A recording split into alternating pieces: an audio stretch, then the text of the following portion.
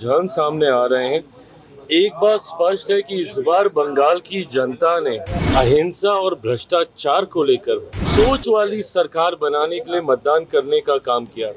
बिहार को बदनाम करने का काम करते हैं। ऐसे में हम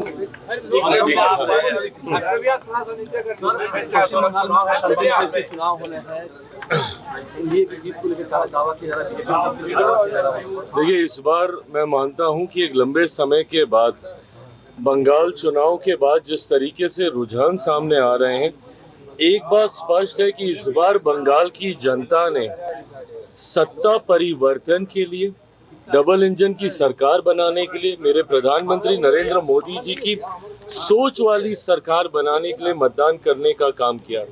जिस तरीके से लंबे समय से ममता बनर्जी जी मौजूदा मुख्यमंत्री वेस्ट बंगाल, उनके नेतृत्व से जिस तरीके से बंगाल की जनता त्रस्त है अहिंसा और भ्रष्टाचार को लेकर और तानाशाही को लेकर, जिस तरीके से बंगाल की जनता प्रताड़ित हो रही है, उसके खिलाफ इस बार जनता ने मतदान करने का काम किया है। मैं मानता हूं 4 मई को जब परिणाम आएंगे, और ये सिर्फ कहने के लिए ही नहीं, हवाई दावे ही नहीं, प्रधानमंत्री जी का विश्वास, जिस तरीके से गृह मंत्री जी ने वहां पर समय देने का काम किया, ऐसे में मैं मानता हूं कि एक बड़ी जीत की ओर एनडीए इन 5 राज्यों में अग्रसर हो रहा है। बिहारी विद्रोही है।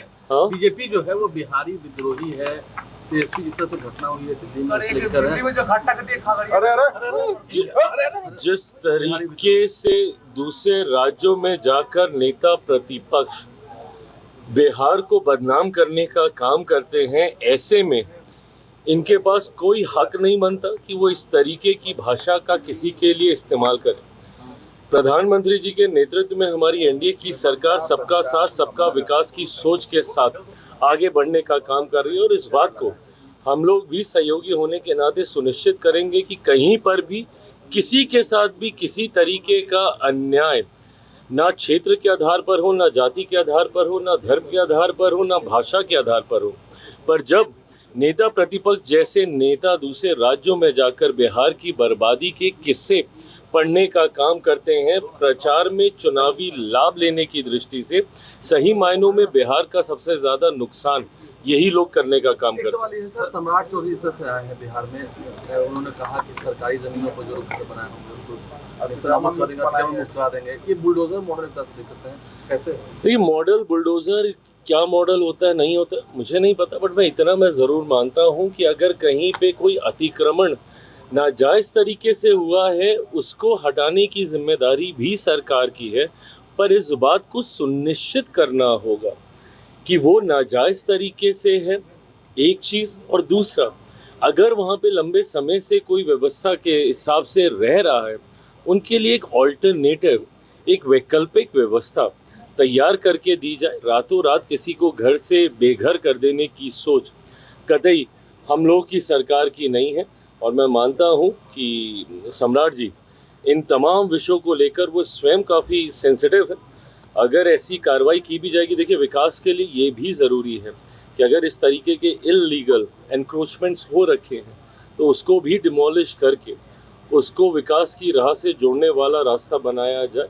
पर अगर ऐसे में कोई वहाँ पे लंबे समय से रह रहा है, गरीब परिवार के लोग हैं, उनको भी किसी तरीके की तकलीफ ना है, इस पे भी सरकार जरूर चिंता करे। तेजस्वी यादव ने कहा है कि सम्राट चौधरी की पगड़ी पर विजय सिन्हा की नजर है। विजय सिन्हा कह रहे हैं लाज रखेंगे उनकी पगड़ी। अरे प्रभु, बहुत पुरानी बातें हैं ये सारी।